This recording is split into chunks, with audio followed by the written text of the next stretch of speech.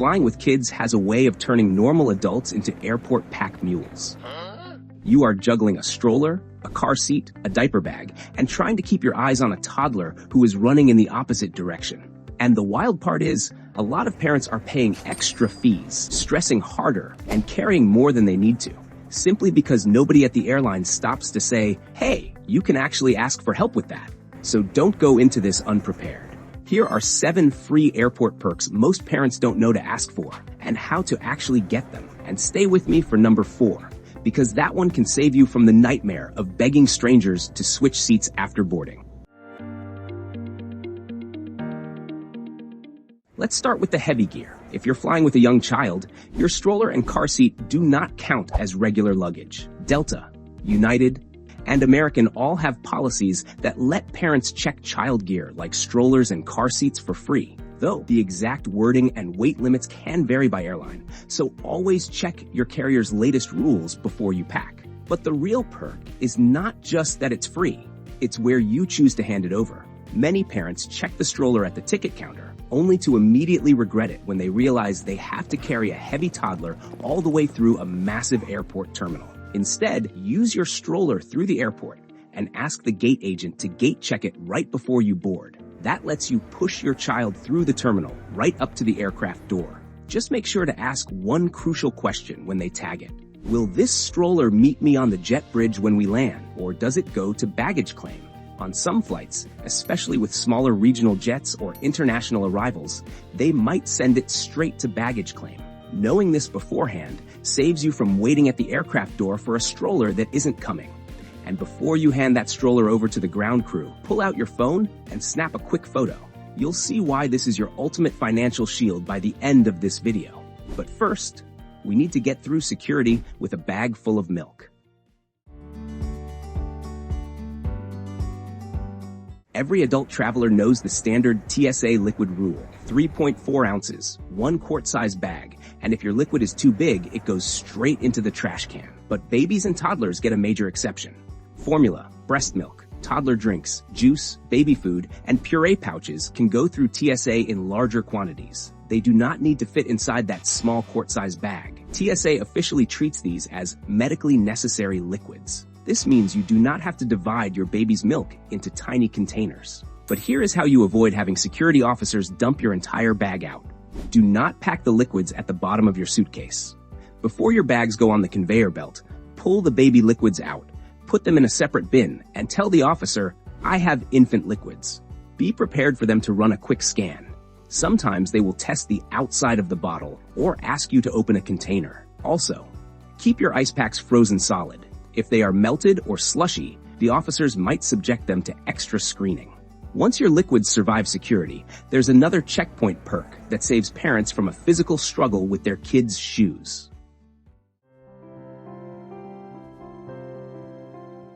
Airport security is already a lot of steps for adults. Now imagine trying to do that while holding a screaming toddler and trying to take their shoes off. Fortunately, the TSA has a rule that makes this much easier. Children 12 and under do not have to take their shoes off. They can also keep light jackets and headwear on during standard screening. To make things even faster, dress your kids for the checkpoint. Avoid shoes with complex laces, belts, metal accessories, and coats with too many buttons. Slip-on shoes or simple sneakers are best. Before you reach the officer, explain the process to your child in simple steps. Tell them, your backpack goes in the bin, your shoes stay on, and we walk through the metal detector together. Kids do much better when they know what to expect. And if the passengers behind you are impatient, ignore them. Your focus is on getting your family through safely. Now, these first 3 perks help you survive the airport, but the next one can save the entire flight, because once the boarding door closes, your options get a lot worse. This is the one rule parents need to know before they ever reach the airport. You book your flight, you check in, and suddenly you realize the airline's computer has placed you in row 14, your spouse in row 31, and your 6-year-old child in row 25, next to complete strangers. The Department of Transportation wants airlines to keep young kids seated next to at least one accompanying adult without charging extra. Some airlines have made strong public commitments on DOT's family seating dashboard, including American, Alaska, Frontier, Hawaiian, and JetBlue under certain conditions. Other airlines may still try to help, but the commitment is not the same across every carrier. So do not treat family seating like magic. Book everyone on the same reservation whenever possible.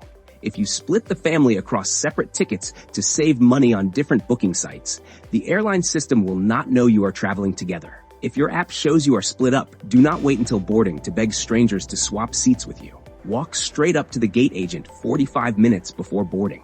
Use this specific sentence: "I'm traveling with a young child, and we're not seated together. Can you help seat the child next to one adult?" Keep the request focused on the child's safety. Gate agents have the power to reassign seats, and they will gladly move people around to make sure a young child is sitting with a parent rather than an unattended stranger. Once your seats are locked in, your next goal is to get on the plane before the aisle becomes completely blocked with luggage. Boarding a plane with kids takes time. You have to carry bags, guide a child down a narrow aisle, and stow your gear. Luckily, almost every airline offers an early boarding window for families, but you need to pay attention because the age limits vary. United offers pre-boarding for families traveling with children 2 and under. American allows families with children under 2 to board early upon request at the gate. Southwest's boarding process has been transitioning with assigned seating, so always check your specific boarding pass and ask the gate agent. The trick is to be ready when they call for family boarding. Do not use this time to reorganize your entire carry-on bag in the middle of the aisle. Use this quick window to get your child settled. Install the car seat if they have their own seat, and stow your diaper bag under the seat in front of you. Getting on early means you have a few quiet minutes to prepare your child's tablet, headphones, and snacks before the rest of the passengers crowd the cabin. But what if your flight is 10 hours long and crosses an ocean? If you have a baby on your lap, this next perk can feel like an absolute lifesaver. Long-haul flights with a lap infant are exhausting. Holding a baby on your lap for 8 or 10 hours makes it almost impossible to rest or eat. On long international flights, certain wide-body aircraft have bassinets available at the bulkhead rows. These are the seats directly behind the walls that divide the cabins. Airlines often call them baby bassinets or skycots. These are small, secure cradles that attach directly to the wall in front of your seat, giving your baby a safe, flat place to sleep during the cruise portion of the flight. American, Delta, and other major international carriers offer these free of charge, but they are not automatic. It depends on the aircraft model, the route, and your seat. Most airlines also have strict weight and age limits, usually restricting bassinets to babies under 20 pounds who cannot sit up on their own yet.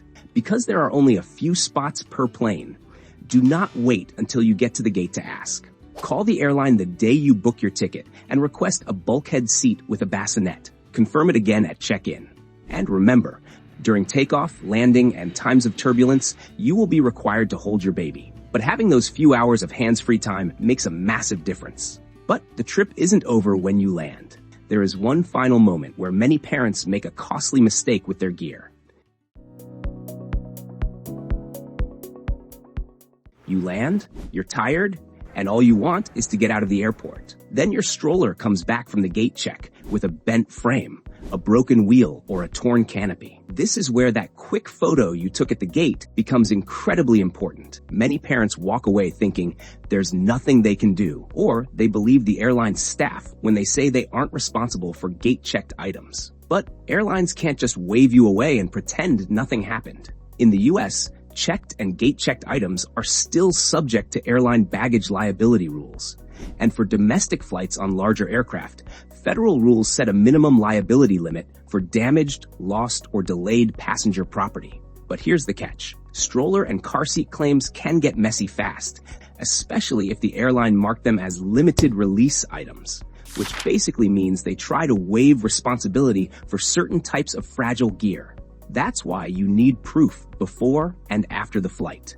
Do not leave the airport. Go straight to the airline's baggage service office, which is usually located right next to the baggage claim carousels. Keep the gate check tag attached to the stroller, show them the damage, and show them the photo you took before boarding. File a formal damage claim immediately before you walk out of the terminal.